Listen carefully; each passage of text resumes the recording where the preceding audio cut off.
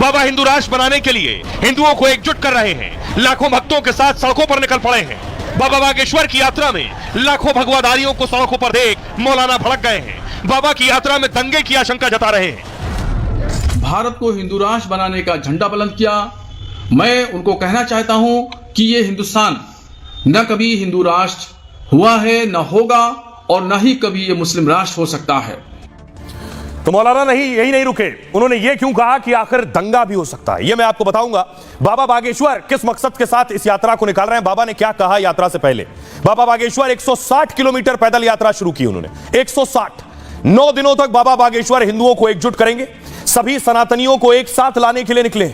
बागेश्वर ने एक बार फिर हिंदू राष्ट्र की मांग दोहराई है। उन्होंने कहा मंदिरों मस्जिदों में राष्ट्रगीत गाया जाना चाहिए ताकि पता चले किसे इस देश से प्यार है, किसे नहीं। वक्फ बोर्ड विवाद पर भी बोले बाबा बागेश्वर ने सनातन बोर्ड की मांग की। वक्फ बोर्ड है तो सनातन बोर्ड भी हो। 15 मिनट वाली धमकी पर भी बाबा ने हमला किया। हिंदुओं को 15 मिनट नहीं और सिर्फ 5 मिनट लगेंगे। भारत को बांग्लादेश नहीं बनने देंगे। हिंदुओं को संगठित होना बेहद जरूरी है। बाबा बागेश्वर ने धर्मांतरण का भी विरोध किया। घर वापसी के लिए हमें पूरी कोशिश करनी चाहिए। आदिवासियों को बाबा ने अनादिवासी का नाम दिया है। इस यात्रा पर देखिए मौलाना क्या कह रहे हैं। मौलाना बरेलवी ने क्या कुछ कहा ये मैं आपको बताऊं। बरेलवी ने कहा बाबा बागेश्वर की यात्रा पर धीरेन्द्र शास्त्री की यात्रा नफरत भरी यात्रा होगी।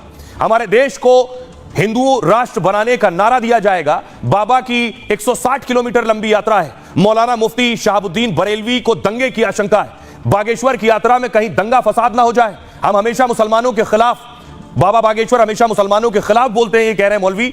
बागेश्वर मुसलमानों को धमकी देते रहे, हिंदू देश को हिंदू राष्ट्र बनाने का ऐलान करते रहे। धीरेन्द्र शास्त्री की यात्रा पर प्रतिबंध लगाने की मांग की है। शास्त्री पर मुसलमानों को हिंदू बनाने का आरोप लगाया। हमारा देश ना हिंदू ना मुस्लिम राष्ट्र हो सकता है, यह कहा मौलाना ने। अब सुनिए जरा बाबा बागेश्वर क्या कह रहे हैं और शहाबुद्दीन रिजवी क्या कह रहे हैं।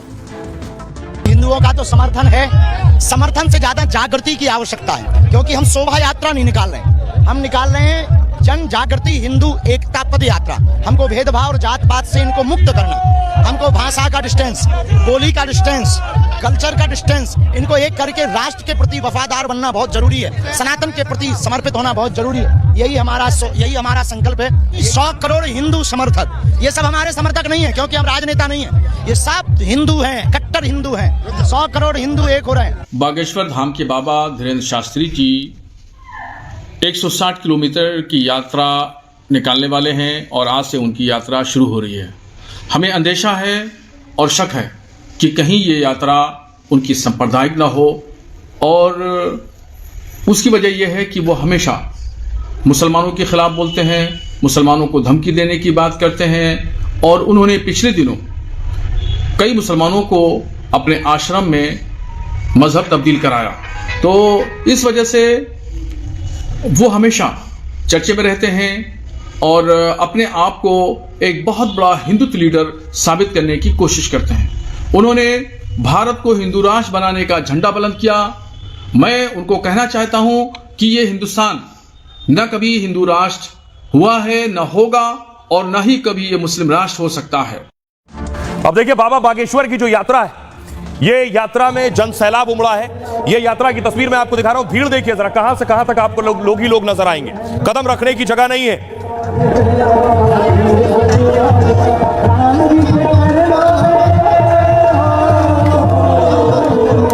एरियल व्यू आप देख रहे हैं, यात्रा आगे बढ़ रही है।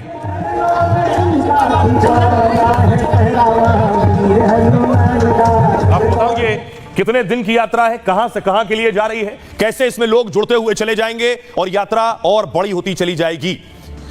ये बाबा बागेश्वर की यात्रा देखिए, पहले दिन 15 किलोमीटर तक चली है। इधर मैं आपको मैप के जरिए दिखा रहा हूं। बागेश्वर धाम से चली है और ओरछा धाम जाएगी। 160 किलोमीटर की दूरी है। 15 किलोमीटर बाबा रोज चलेंगे। कल कदारी इलाके से यात्रा शुरू हुई और 29 नवंबर को यह यात्रा ओरछा पहुंच जाएगी। यह है 9 दिन 160 किलोमीटर। आइए अब आपको सुनवाता हूं, सुनिए जरा बाबा बागेश्वर के जो भक्त हैं उनके साथ इस यात्रा में जो शामिल हुए वो क्या कह रहे हैं। एक ही नारा, एक ही नारा, जय श्री राम, जय श्री राम। एक ही नारा, एक ही नारा, जय श्री राम, जय श्री राम। एक ही नारा, एक ही नारा, जय श्री राम, जय श्री राम। हिंदू राष्ट्र बनाना है, जन जन तक बागेश्वर धाम की आवाज को पहुंचाना है। बुलंदी के साथ हिंदू राष्ट्र बनाना है। हिंदू राष्ट्र बनेगा नहीं, बन गया, बन गया, बन गया। आज ये झलक बता दिया कि भारत हिंदू राष्ट्र बन गया। लगा के आग दौलत में हमने 100 कपाले हैं, कोई पूछे तो कह देना हम बागेश्वर वाले हैं। जय श्री राम, जय श्री राम, जय श्री राम, एक ही नारा एक ही नाम, जय श्री राम, जय श्री राम। यदि हुआ मेरे धर्म पर घात तो मैं प्रतिघात करूंगा, अगर हुआ मेरे धर्म पर घात तो मैं प्रतिघात करूंगा, क्योंकि मैं सनातनी हिंदू हूँ। मैं सिर्फ हिंदुत्व की बात करूंगा। जो जात पात का जो हम लोग का भी भेदभाव है, जात पात का करो विदाई, हिंदू हिंदू भाई भाई। जब तक संकल्प पूरा नहीं होगा तब तक गुरुदेव के साथ में झंडे के नीचे हैं, भगवा के नीचे हैं। गुरुदेव भगवान का जो संकल्प है हिंदू राष्ट्र बनाने का, वो जरूर पूरा होगा और जात पात इस दुनिया हिंदुस्तान से खत्म कर देंगे गुरुदेव। जात पात की करो विदाई, हम सब हिंदू भाई भाई। बाबा बागेश्वर की इस यात्रा में बड़ी बड़ी शख्सियत भी शामिल होने जा रही। बाबा बागेश्वर ने उन्हें न्योता दिया है। इससे पहले कथावाचक देवकीनंदन के कार्यक्रम में भी कई बड़े बड़े लोग शामिल हुए थे। इस यात्रा में भी हैदराबाद के बीजेपी नेता टी राजा को न्योता दिया गया है। टी राजा भी इस यात्रा में शामिल होंगे। बाबा बागेश्वर की यात्रा में सितारों का भी मेला लगने वाला है। 9 दिन की यात्रा में कई हस्तियां शामिल होंगी। फिल्म स्टार संजय दत्त भी शामिल होंगे, उन्हें भी इन्वाइट किया गया है। सनातन यात्रा में पहलवान खली भी आने वाले हैं। तेलंगाना के बीजेपी नेता टी राजा भी शामिल होंगे। भोजपुरी फिल्मों की अभिनेत्री अक्षरा सिंह भी आएंगी। जाने माने कवि कुमार विश्वास भी शिरकत करेंगे और कॉमेडियन श्याम रंगीला बाबा के कार्यक्रम में आएंगे। भजन गायक कन्हैया मित्तल भी इसमें शामिल होंगे। इसके साथ ही कई और दिग्गज सनातन यात्रा में आएंगे। ये दिग्गज अलग अलग तारीखों के कार्यक्रम में पहुंचेंगे। आइए अब आपको सुनवाता हूं।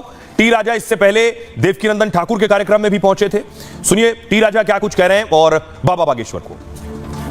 सनातन बोर्ड का निर्माण होने के बाद में जो सेना का निर्माण होगा, जिस भाषा में ये लव जिहाद सुनेंगे समझेंगे, उस भाषा में उनको समझाया जाएगा। मेरे मित्रों, ये सौभाग्य साधु संतों के आशीर्वाद से हम सबको मिल रहा है। मेरे मित्रों, इसलिए इतना सुंदर मौका गंवाना नहीं है हमें। समय कम है, कम शब्दों में समझ जाओ, आने वाला समय युद्ध का समय है। आने वाला जो समय है वो युद्ध का समय है। और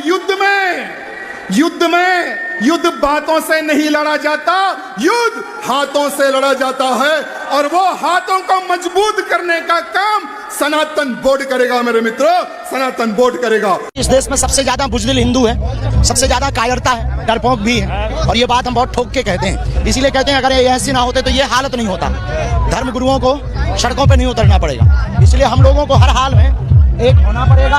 केवल हम नहीं, इस देश के पूरे साधु समाज लगे, इस देश की हिंदुत्व विचारधारा के लोग लगे, इस देश में पुष्पेंद्र कुलश्रेष्ठ जैसे लोग, गौतम खट्टर जैसे लोग, और भी कई लोगों के हम नाम नहीं ले पा रहे हैं, जो सनातन के लिए लगातार जगा रहे हैं। अब बड़ी चीज यह है कि बाबा बागेश्वर की इस यात्रा का मकसद क्या है। इसका नाम है एकता यात्रा।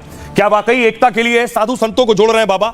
ये आप देख रहे हैं, भारी भीड़ साधु संतों की भी इस यात्रा में है, जो बाबा बागेश्वर के साथ जुड़ती चली जा रही है।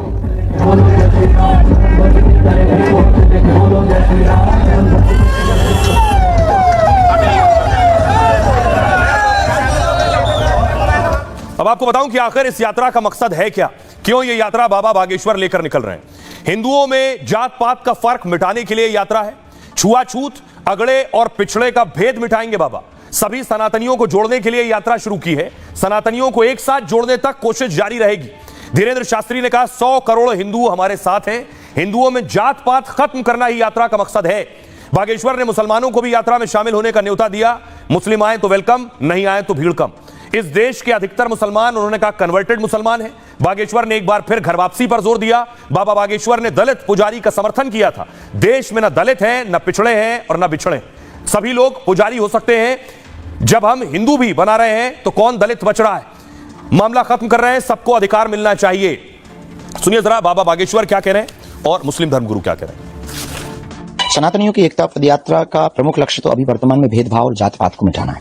परंतु अगर मंदिरों में ये प्रयोग की जाती है या पहल की जाती है, निश्चित रूप से बहुत अद्भुत होगी, अनूठी होगी। इससे इस देश में वो क्लियर हो जाएगा कि देशद्रोही कौन है और राष्ट्रभक्त कौन। कारण क्या है, ये भी बहुत बड़ा विषय है। कारण ये है कि हम लोग उन तक नहीं पहुंच पाते, वो सहरा नहीं पाते। इसलिए डिस्टेंस जो है ना, उस खाली रिक्त स्थान को भरना, धर्मांतरण को रोकना है। वोट बैंक के समय पर राजनीति तो राजनेता जाते हैं, गले लगाते हैं, कक्का दादा कहते, फिर भूल जाते हैं। अब धर्म गुरुओं को, राष्ट्र के संतों को, आचार्यों को, जो अहिंदू घोषित होने की तैयारी कर रहे हैं, उन आदिवासी नहीं, हम तो उन्हें नया नाम देना चाहते, अनादिवासी को। हमारा देश भारत बहुधार्मिक, बहुसांस्कृतिक और बहुलतावादी देश है। इस देश में तमाम धर्मों के लोग रहते हैं। यदि कोई धर्मगुरु अपने धर्म के लोगों को एकजुट रखने के लिए कोई यात्रा निकालना चाहता है तो इसमें किसी प्रकार का कोई ऑब्जेक्शन नहीं होना चाहिए, क्योंकि हमारे देश के संविधान ने सभी धर्मों को जो है उनके धर्म का प्रचार प्रसार करने की स्वतंत्रता दी हुई है। यदि ऐसी स्थिति में वो कोई यात्रा निकालते हैं तो इसमें किसी को क्या परेशानी होनी चाहिए, और वो ये उनका अपना उनके धर्म का आंतरिक मामला है कि वो अपने धर्म के लोगों को एकजुट करने के लिए यात्रा निकाल रहे हैं, ये उनका अपना अधिकार है। और आइए खबरों में आगे बढ़ते हैं। आज की एक और बड़ी खबर है, महाराष्ट्र में एग्जिट पोल तो आ गए, अब उससे आगे की लड़ाई शुरू हो गई।